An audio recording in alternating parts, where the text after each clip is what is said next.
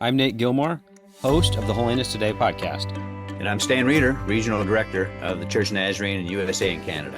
And we're having a conversation with Wendell Brown, North Central Ohio District. Wendell, thanks for joining the podcast. This is your second time on the Holiness Today podcast. First time doing it with Dr. Reeder and I. The first time was blessing our community. You had, you're going to say it wasn't me, but you pretty much rallied the whole state of Ohio to bless their community, it seemed like. So that was a lot of fun connecting with you on that. A lot of fun. Yeah.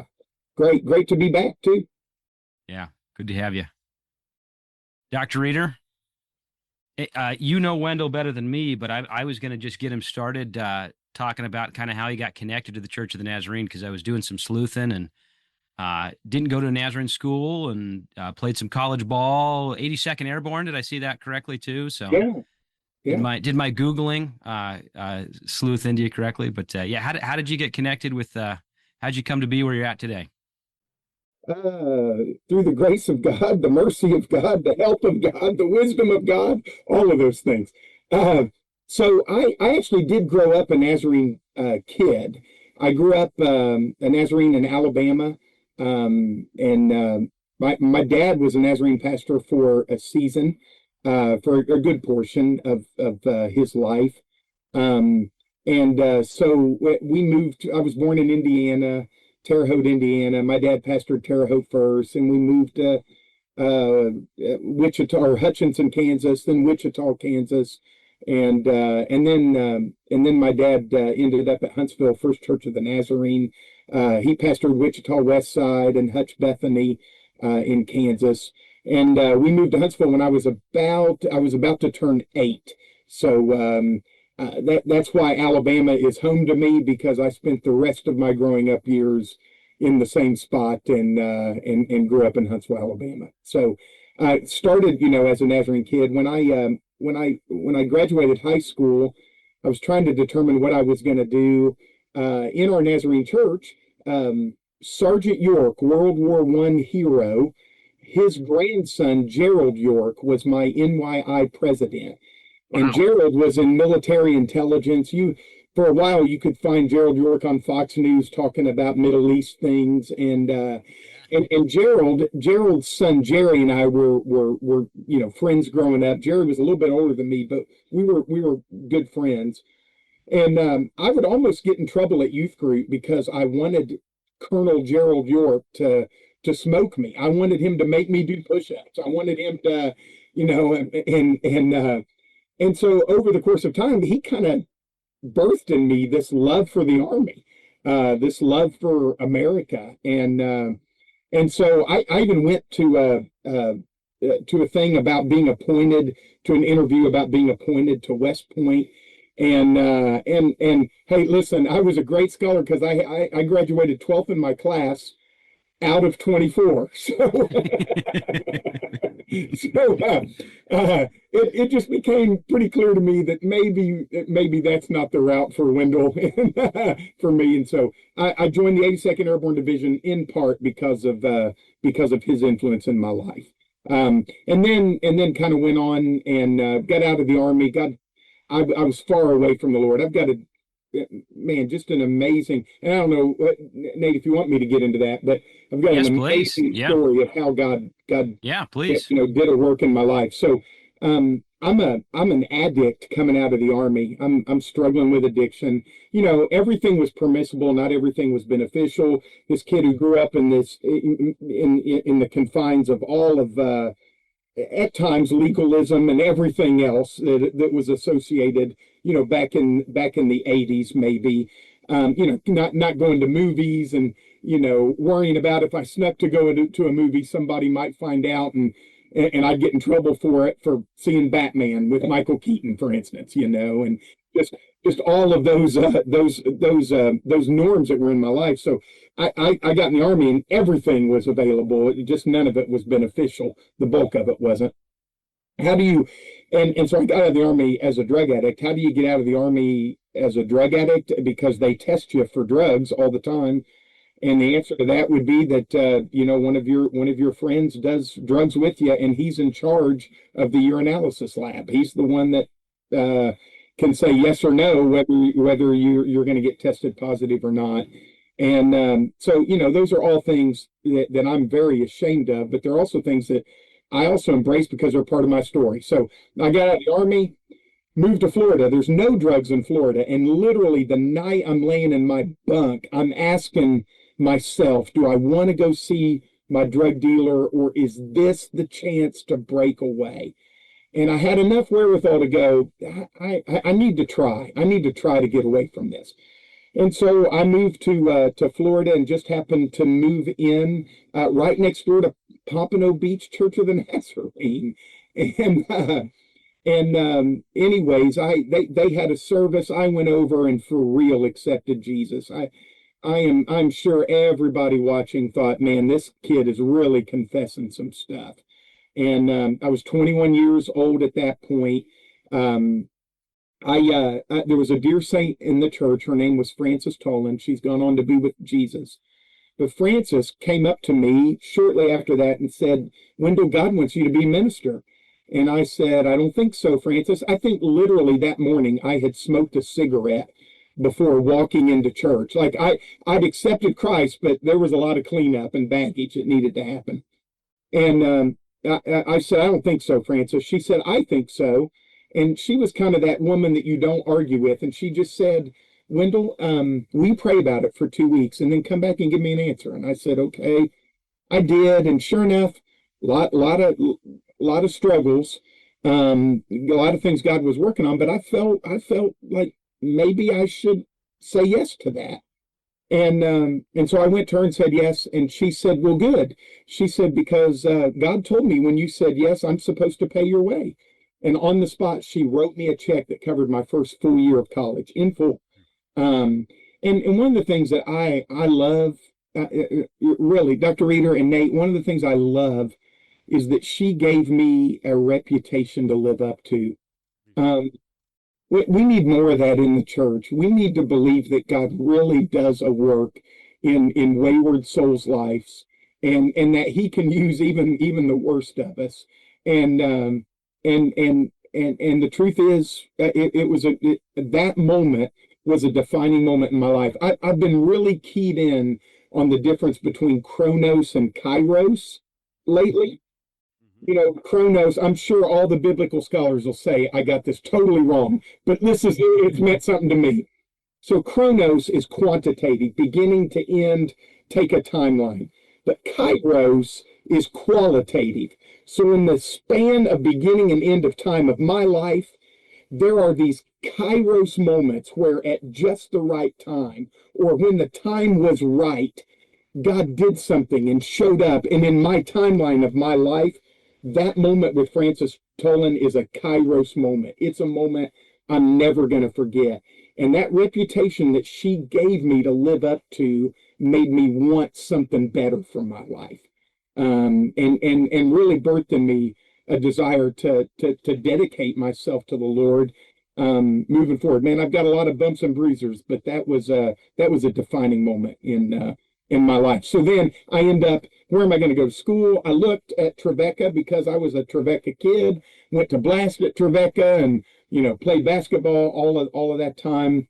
And started to look at where I should go. My sister married a guy from the Churches of Christ in Christian Union. I'd been to Circleville, Ohio several times. And so at that point, it was more financially feasible to take the money that she had given and cover the whole year to go to Circleville Bible College. So that's why I ended up at Circleville Bible College, now Ohio Christian University. So that's a long way around my education portion, at least leading up to that. And you played college ball there, is that right? I did. I was all state in high school. Played. My high school basketball team was the first one to make it to the state finals. We came in third, but that was such a big deal and all that stuff. So yeah. Basketball. Yeah, not football, because we didn't have football. There were only 24 kids in my graduating class. There wasn't enough for football. Well, there's one thing I've always said about my friend Wendell Brown is you are not below average. I mean, you are 12 out of 24. I mean, that's You are not below average. Right in there. That's right. And since I've I'm always thought of you halfway, as I was above average, so I'm a little bit crushed here that I Yeah. thought you were a 13 and a 24 for sure. Yeah. If At least anything. 12.5 or something, right? Yeah. yeah. Well, and if you're at half, you always round up. So I was in the top portion, right? There you go. A There you 5 go. in the There middle you is going go. to get rounded to 10. There you So, go. You're back in my books. yeah, there you go. There you go. Hey, one of your great ministries that you started when you were at pastoring in Ohio is the Tragedy and Triumph ministry, and that started when you were a pastor there. Am I correct on that?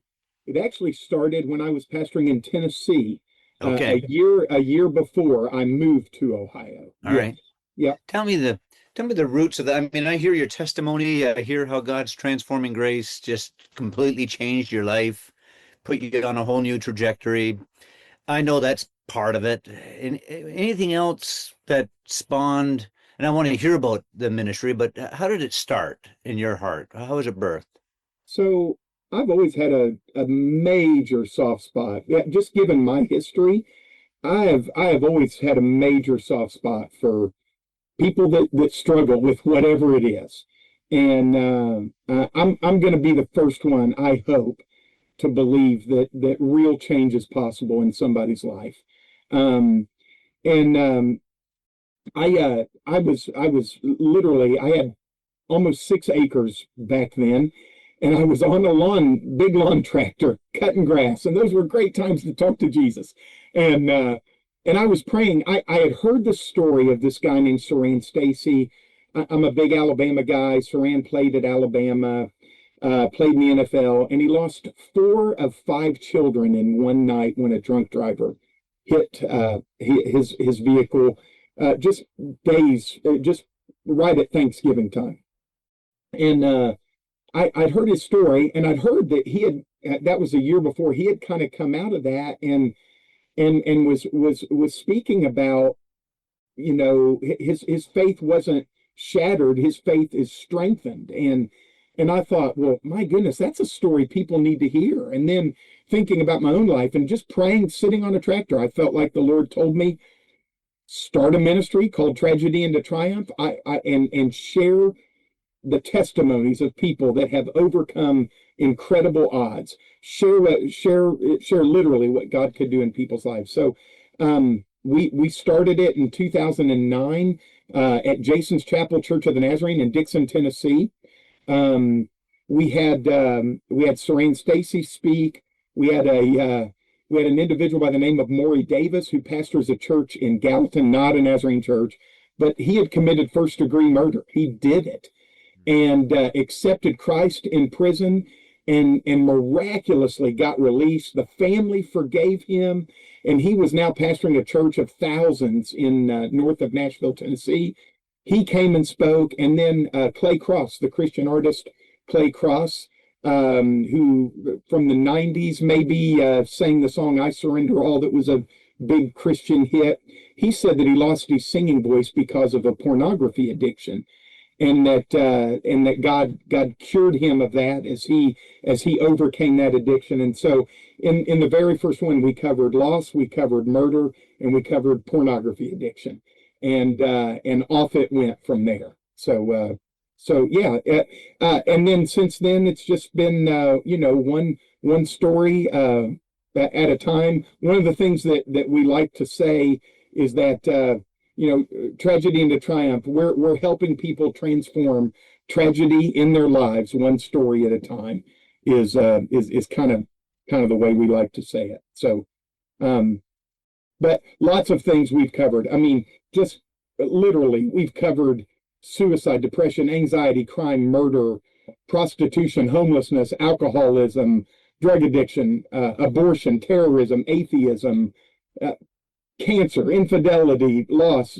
poverty, you name it. So, and it's been so fun to just see people's lives transformed by exactly what Revelation 12:11 says. We overcome by the blood of the Lamb and the word of our testimony. Wendell, something that's just always impressive when talking to you, and I think Dr. Reeder can attest to this as well, is your ability to connect with people and connect people.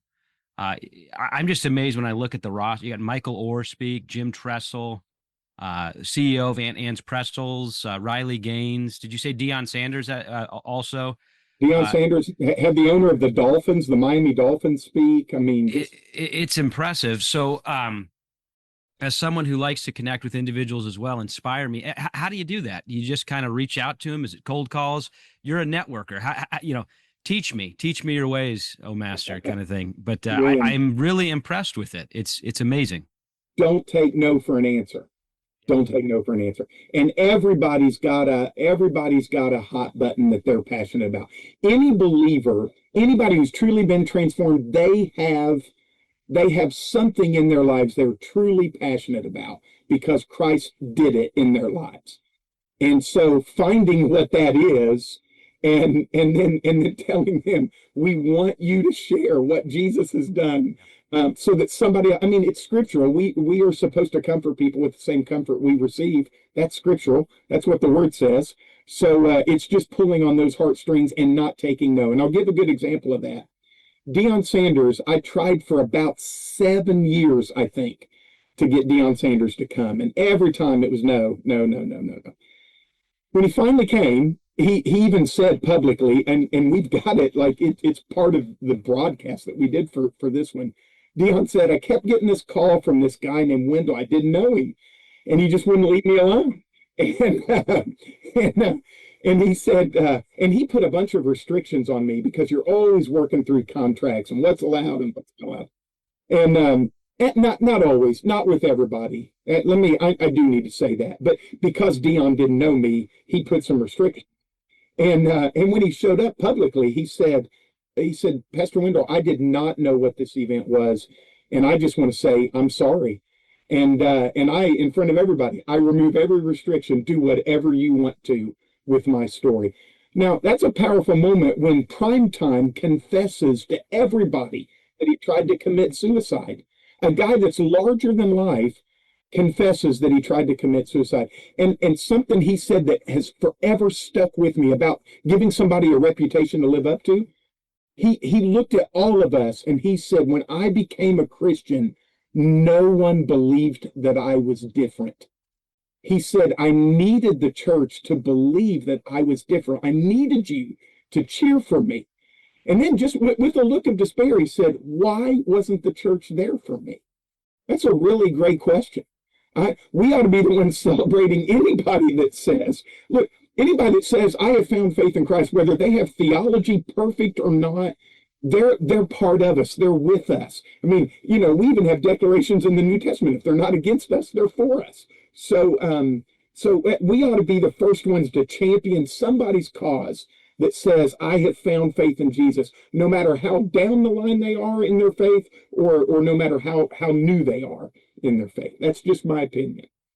Well, it sounds like an apostle Paul Saul moment, doesn't it? Where, the Lord had to send somebody because nobody would have accepted him in the church. Yeah. Yeah.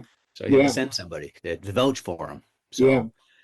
But Nate, just don't quit. Just be persistent. Yeah. That's what I would say. And over time, things change. All of a sudden now, people are reaching out to us and saying, we'd like to come to Tragedy in the Triumph. So, but now that's how many years? That's 16 years later, too. Yeah. So.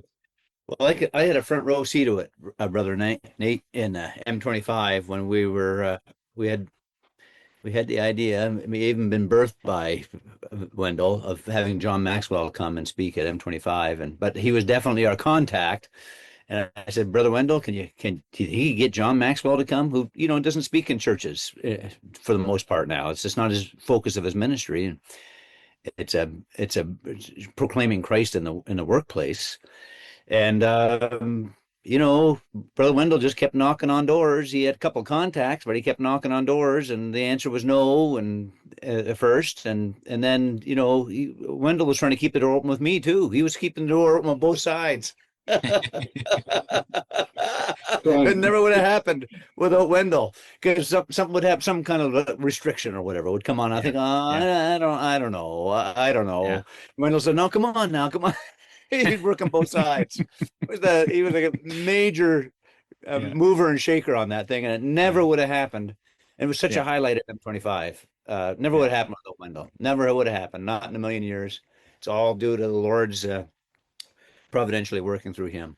So, Wendell, you're a music lover as well, but so that you might get this reference, but you're kind of like the Bob Geldof of the Church of the Nazarene. You know, when he put on Live Aid, he was calling up Queen and saying, "Hey, I promise you, the Rolling Stones are coming," and then he'd call up Rolling Stones, "Hey, I promise you, Queen's coming." So you make it happen, man. You make it happen.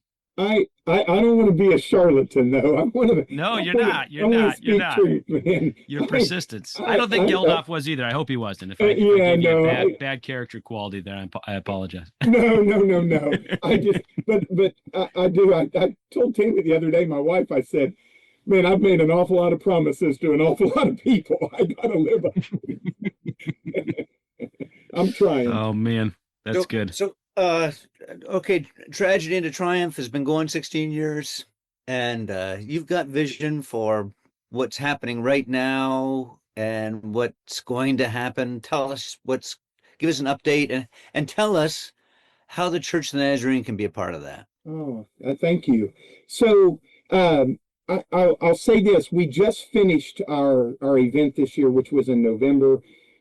People can still register if they would like. They'd have access for the next 30 days, and they could watch or participate. If they register, there's a small group guide. If they wanted to use it in small groups or something, they could. So all of that's available.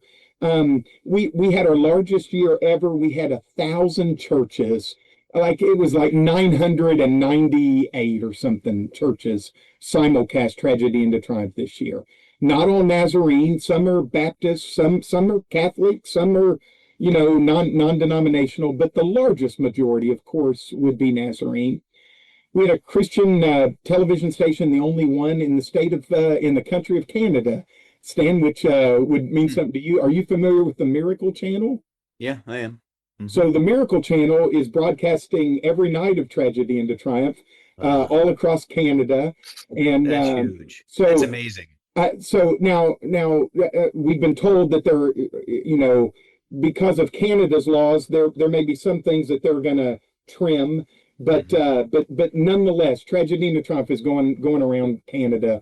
So we think this year we will have reached with that broadcast about 1 million people through Tragedy into Triumph, and the bulk of the people that come to our live event or participate maybe in small groups or in churches, they're drawn to it because they recognize Michael Orr from The Blind Side, the movie The Blind Side, and go, well, I'd be interested in hearing his story. So there's a great connection point and to pique interest.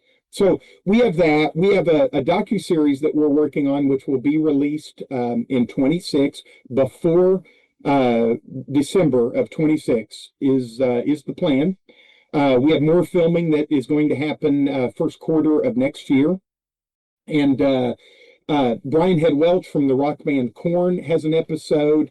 That episode we've just been kind of storyboarding and working on. One of the neat things about that is Brian Head Welch, very rough around the edges to start, but it was his real estate agent when he was trying to buy a multi-million-dollar home when Korn was at its peak. His real estate agent saw a hurting guy and said, I should present the gospel to him. And he did.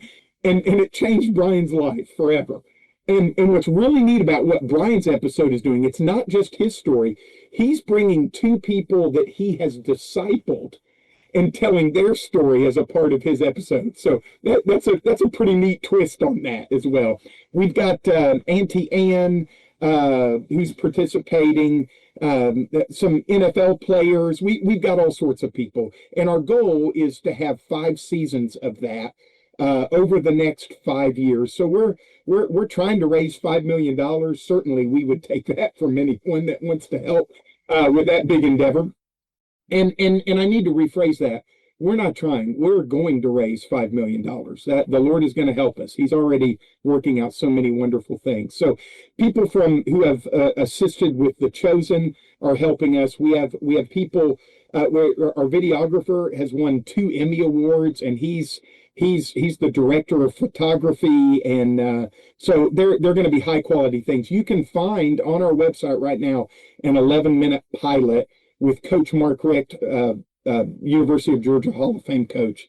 That pilot is there, and his episode will be the first one released, and we're going to finish that filming in the first quarter here of 26. So then we're going to form Triumph groups that, as that continues to grow, we don't envision Triumph groups being big like Celebrate Recovery. We don't envision them even being Celebrate, anything like that. What we envision them is a group of, say, 20 or less, where every time something tragic happens in somebody's life in the community, there's a group that meets on a Thursday night. Whether I lose my job, my wife says I've had an affair on you, or I got a diagnosis in the doctor's office, where every night, say Thursday night, in a church or community center, somebody can go and hear a story of transformation, of tragedy into triumph. Because we all know, listen, maybe if you're listening, you weren't an addict, but maybe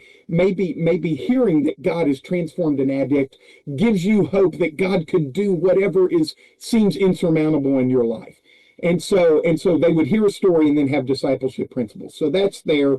And then the last piece that we've just completed and just released is we have a children's curriculum that covers the story of Joseph from a tragedy into triumph perspective, that is just released. You can use it in children's churches. It's available for free download. You don't even have to pay us. Just use it.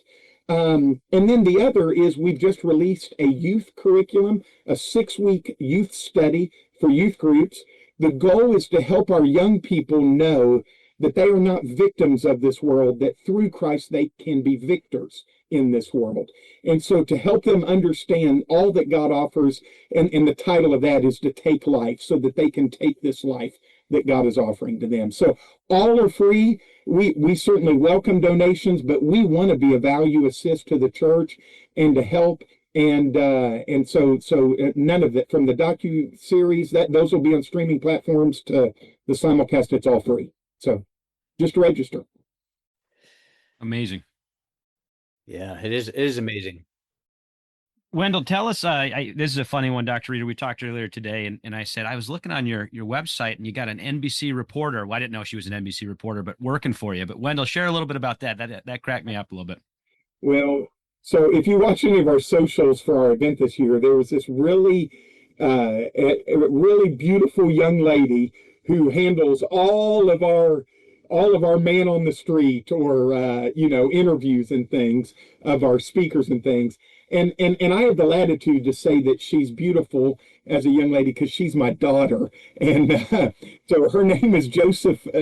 She married a guy named Joseph Joe, and so she's Abigail Joe. But Nate, when you were mentioning it, because she was like, she even said, "Dad, should I tell people I'm your daughter?" And I said, "No, just let it go out that you're Abigail." I was impressed. Joe. I was watching her gal on the street interviews, and I thought, this is impressive stuff here. Yeah, so. She's really good at it. Really good. Yeah. These days, I'd love for her to help me. We've talked about having her just be an ad in podcasts, because she's so good at it. She could add an extra sure. Too. So, yeah. And I didn't mention podcasts; they're out there as well from us. Yeah. I was listening to yours with your wife Tammy from Valentine's Day. That was 28 years. Is it coming up on 28 years? 28. We're actually we're coming up on 30 now. So that was a couple 30. Okay, so that was an older episode I was listening to. But Dr. Reed, I cut you off there, but I was going to ask if you could just share how Tammy's kind of helped. You had a lot of good tips on that. I need to be taking notes, go back and listen to it, on a good and healthy marriage. But if you don't mind sharing a little bit of how Tammy's kind of helped you to build tragedy into triumph as well. She is the unsung hero of everything that happens through this ministry. I mean that. That is not hyperbole. There have been so many times I've wanted to throw in the towel, so many times I just don't know that I need to continue doing this. I mean, I've got to, I got a job as a DS too that requires some work, and and so many times, but she has been the one to say, no, Wendell, just continue to look at the changes that are happening. This is too important to drop the ball on. So she's the unsung hero. She does so many things behind the scenes. I mean, every book order we get, I didn't even mention the book I wrote. Like she went to the post office today to send some books out to people that ordered them and things. She's amazing that way, and I'm so grateful for her. Well, brother, you've been talking about tragedy into triumph and the amazing ministry that it is, and how the Lord has blessed it over these 16 years, and how you're reaching 1 million people every year. And I just believe with you that that's only the start of. It's an incredible thing, but it's the Lord's going to do even greater things than these. So I'm excited about that. The other thing I'm really excited about is the incredible work you've done as a district superintendent in your district in the Church of Nazarene. And it's been one of our most successful districts over the last 5 years, 6 years, maybe even going back further. And I want you to tell us, what are some of the things that the Lord has used, some of the ideas he's given you? What's happened there? Why has this district done so well? I think my best answer to that is I just have the greatest people. That's not helping anybody much, though. Other than other DSs, thinking, "Oh, I'm going to call Wendell's guys." Well, they're only great on NCO. They're not on other districts. Listen, doesn't translate to other districts. That listens to this thing, and we want to set you up. We don't want to set you up for failure there. Tell us deeper than that. I know you got great people. I've met them. I've met your pastors. They're great men and women. I've met them. They're great. Tell me more. Tell me more. I think one of the things that's been a hallmark for this district, and it existed before I got here, is that and I hear it. People just talk about what an immensely close family it is. From our largest churches to our smallest churches, everybody's pulling for each other. We don't fight turf wars, which is such a blessing. Everybody just wants to help. So, and I know that exists. That's not germane, to just us. That exists other places, but it just I think that's a hallmark for us. So, when we go ahead. Yeah. So far you've told me you got great people. Yeah. And it was great before you got there. Yeah. So tell us something more. How's the Lord using you? How's the Lord using you in this? Yeah. And I'm hesitant, and I'll share, Stan. I'm hesitant because every good move of God takes people, and so I would say this: we've kind of instituted an evangelistic passion on our district, and a good example to that might be, since over the last 4 years, we've led 43% more people to Jesus Christ than we did 4 years ago. We've had 50% more baptisms. You take morning worship, we're up 71% from what we were in 21. So God's really done some great things, because people are diving into evangelism is who we are. I love, and I try to instill this, that every person is deeply personal responsible to lead somebody to Jesus Christ.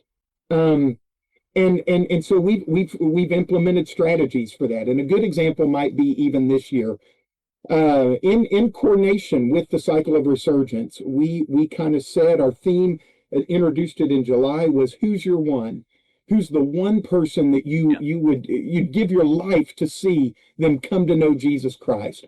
And we asked everybody at the assembly to write down, every delegate to write down the name of one of those individuals. We gave everybody a journal so that as the year goes on, they could journal how those conversations went with that individual. But then everybody wrote them on a card. We placed them on the altar. And then we had everybody cycle through again and grab the name of somebody they didn't put down so that someone is praying for that first name all year. And it's been so much fun this year to have emails and text messages coming to me. Pastor Wendell, I just led my one to Jesus Christ. Now I'm on to my second one. Or to go to churches and to see our churches take that format and now and to see their altars covered with the names of people that they're striving to lead to Jesus Christ.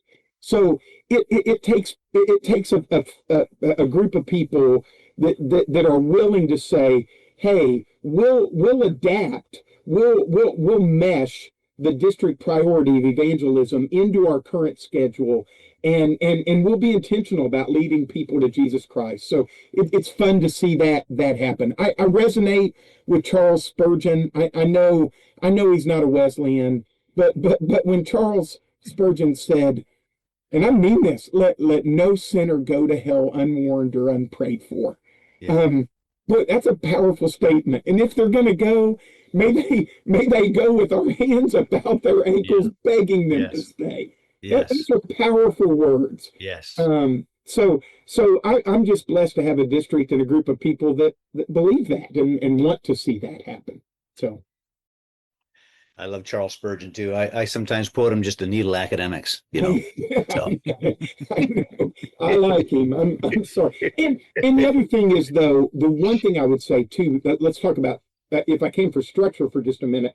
Structurally, we ensure that every person that serves on our advisory board, there's this age-old thing in the church about, well, you got to pay budgets to serve on boards, and we all get why, because you've got to be participatory in mission.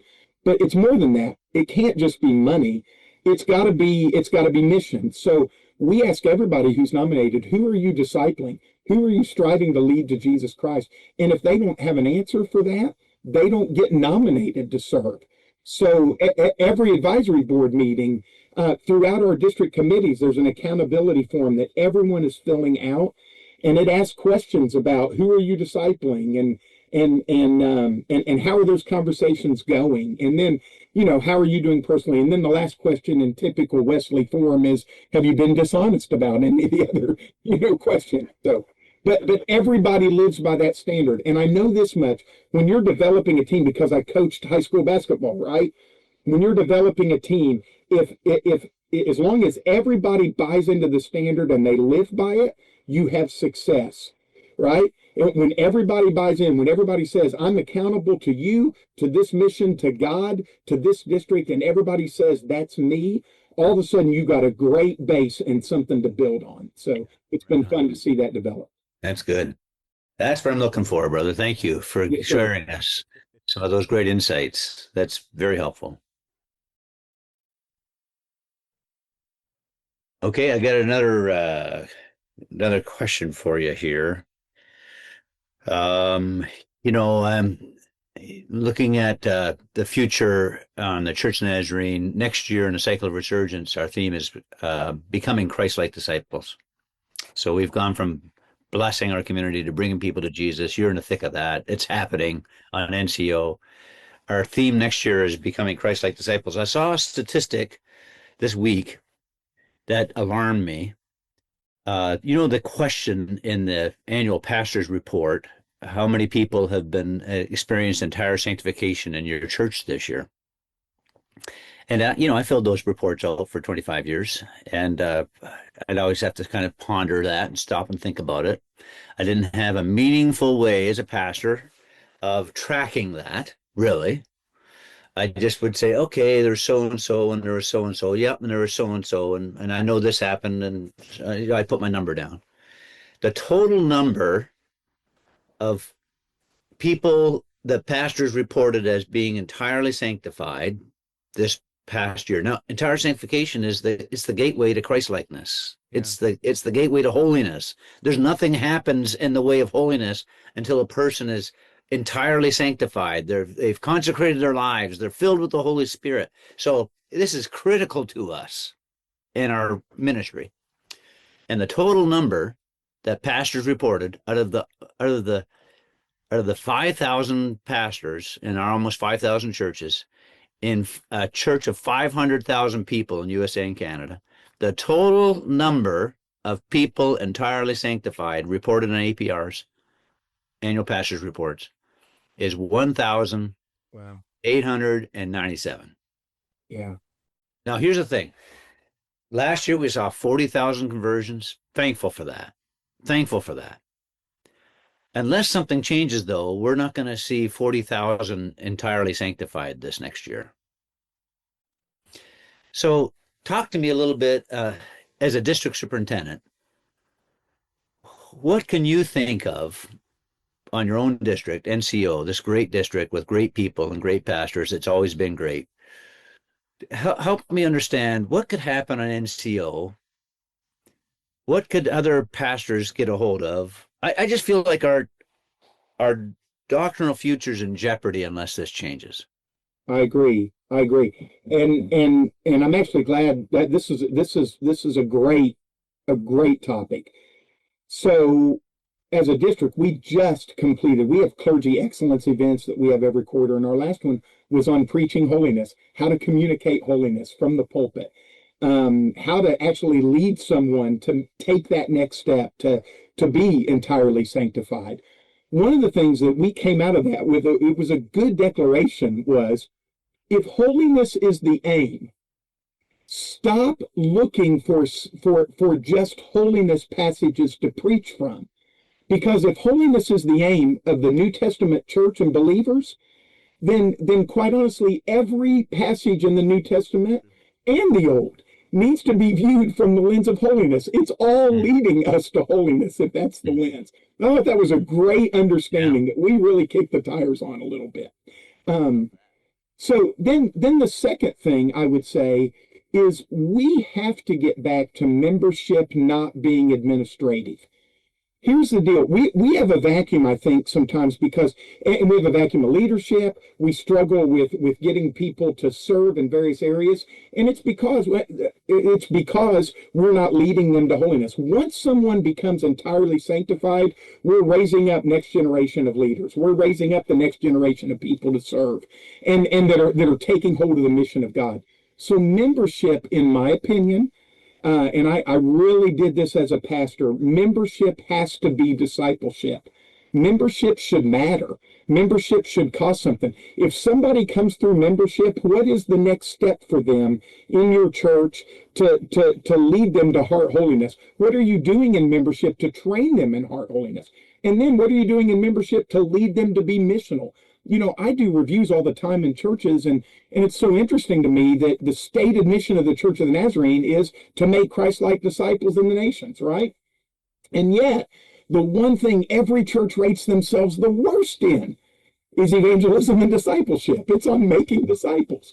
Yeah. And yet that's our stated mission. Yeah. So I feel like the time is gone for us to just simply say, well, that's kind of the way it always is. Why? Why do we always accept that? Why? Yeah. And why, if that's our mission, why are we not seeking to change it? So membership has got to be back to training in righteousness.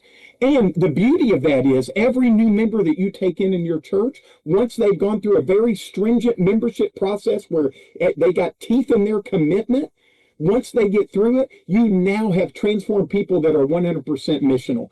The bulk of people don't share their faith or don't take their next steps, not because they don't want to, it's because they don't know what to do.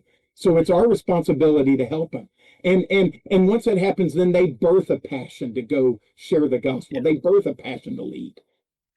Our manual talks about, getting through membership, the process, and by the time they come through membership process, a person should be wholeheartely committed to our doctrines. That's right. Wholeheartedly committed. That's right. Not just a wink and a nod. And I'll turn this over to Nate, kind of to wrap us up pretty soon here. But the thought that comes to my mind from what you were just talking about is, until people are fully consecrate their life to the Lord and are filled with the power of God's Holy Spirit, why would they say yes to a call to ministry? Yeah. And, we talk about there being a shortage and a crisis of leadership in the church. And I just wonder if the crisis in leadership comes back to we haven't preached holiness and we haven't brought people to a place where they're willing to say yes, no matter what, to that which God is calling them. Yeah, that's good. I Yeah. I agree. I agree. And I think the time, listen, nobody wants to give their life to something that really has no teeth or commitments to it. Everybody wants their life to matter. Yes. So let's help them make it matter. Let's help them put in the work. And I'm not preaching a gospel of, works. I'm simply stating that as a believer, I should want the opportunity to take a next step, to stretch my faith. I should be looking for those opportunities to have God work in my life all the more. Listen, I want God to work in my life more than he did last year in 2026. I mean, that's a heartfelt cry in my own life. I want God to move and to stir my spirit and take me deeper. Yeah. Well, brother, thank you for the great insight. Man, we need you. Thank you. We need you. Appreciate that. We need your influence to continue. Lord, give us a bunch of Wendell Browns. I don't know Lord, about help that. us. That'd be a scary A proposition. whole bunch of them. A whole bunch of them. It's scary. That's scary. Many Wendells. Wendell, one of the things that we like to kind of ask to close up, but you can take as long as you like. But what are you praying about? What are you wanting to see for NCO and Tragedy and Triumph? You shared a little bit about your kind of expectations as far as Tragedy and Triumph, but where's the Lord leading you on that one? Where do you feel like He's leading you in your district? Yeah, I mean, so here's the deal. I've said this so many times. We, as a denomination, I believe we have the theology to pull off a great revival around the world. It's there, it's in us. Sometimes I wonder, and I would love to see, could God just stir up such a move in the Church of the Nazarene that it resonates in other denominations, that it causes a spark and a revival in other faith communities, that it reaches the down and out in the worst neighborhoods in the world, and that there's revival and people find salvation and hope for their lives. I always think it's there. So many times, I'm going to pause here, Nate. Feel free to edit this out. So many times, I feel like we always, as the church, are responding to something that's happening in some other faith movement. And I always feel like, why can't it be us? Why can't, and it's not a selfish thing. It's, listen, I want to be a part of it. I want God to do it. I don't care if I got to be the guy that's cleaning toilets. I want the greatest move of God, like I read about in the Word of God, or like historically I've read about. I want to see God do great things. I want marriages restored. I want people healed. I want to see the kingdom of God on earth. And I want to be a part of whatever that looks like. However He would choose me to be involved, that's what I want to be a part of. So yeah, that's my dream. May God just so cause revival in us that we're not worried about losing people annually. We're trying to figure out, how do we get them all discipled? How do we get them all into leadership? Instead of having a vacuum of, boy, we need more people sanctified. And I think it starts, I can't get away from it. It starts with every Nazarene minister. You have, it's not just enough to just keep the status quo. God has got to push you to faith. You got to be stretched. Hebrews 11:6 says, without faith, it's impossible to please God. So don't handle every Sunday like you're sitting on your hands or like you've been there before. Handle every Sunday, every meeting, and take the path that leads you to more faith as a leader. That's the right thing, because faith pleases God. So trust and believe that God can do great things. I also think God's never going to show up in big ways unless we believe Him for big things. Yeah. He's never going to show up in big ways. Amen. So I don't know if that's what you were looking for, but there you go. Yeah, I love that. That's good. People, I heard a great, I think the guy that owns the Chicago Bears said recently, he doesn't do meetings, he does relationships. Yeah. And in church, we don't do services. We do awesome fire events where God meets us, and there's an amazing outpouring of His Holy Spirit upon His people to do great things, greater than anything we can imagine, ask or imagine on earth here. And I just thank you for that word of faith and hope and challenge for our future. Beautiful. Yeah. Hey, one more thing that I just thought of in relation to like membership. I just want to mention this. Do you know why you know why we should tell people that church is important? Because Jesus went to church. Hmm. If you read in the Word, he went to the synagogue as was his custom to do. Do you think Jesus needed the rabbi's perspective, or do you think he already knew it? But he still, as was his custom, he went to church. People need to be in church, and as ministers of the gospel, we got to hold them accountable to that too. Right on. That's good. Well, Dr. Reeder, any closing thoughts for us before we? Wendell, I just want to know how thankful I am for you as a brother and as a friend, and as a phenomenal leader that you are in tragedy into triumph and in the church and as a district superintendent. Thank you for your ministry, and I just want to encourage you. There will be people listening to this. Listen carefully to what Wendell has told us, but I'm just praying the Lord would just raise you up. I mean, as you humble yourself in His mighty hand, He just raise you up in due time. He's doing that. He's done that. He's doing it, and I just pray that would be exponentially done in the days ahead, that He'd just use you mightily across the church and beyond in our world today. So thank you for your ministry. We love you and appreciate you. Appreciate that, and appreciate you, Dr. Reeder. You have done a phenomenal job as our regional director. Phenomenal. And the fact that we're all pulling the same direction is a great testimony to how the Lord gave you a vision to have us pray to determine what the path should be. And I just, quite honestly, that's a great legacy. Stan, that's a great legacy to encourage a USA Canada region to actually just call out to God in prayer, and that He might actually teach us what He wants us to do, which became the cycle of resurgence, is a phenomenal gift to the church. So thank you. And Nate, you're doing a great job. I mean, seriously, I don't think you give yourself enough credit as being a great connector and as championing the story of God. So thanks for all that you're doing, Nate. I enjoy every phone call with you. So yeah, I'm thank you, thankful Nate. for both of you. I always learn something when I call you up, Dr. Brown. So I appreciate that. Appreciate you guys. Yeah. So. Well, God bless. It was great spending time with you. Yeah, same. Thanks. Love you guys.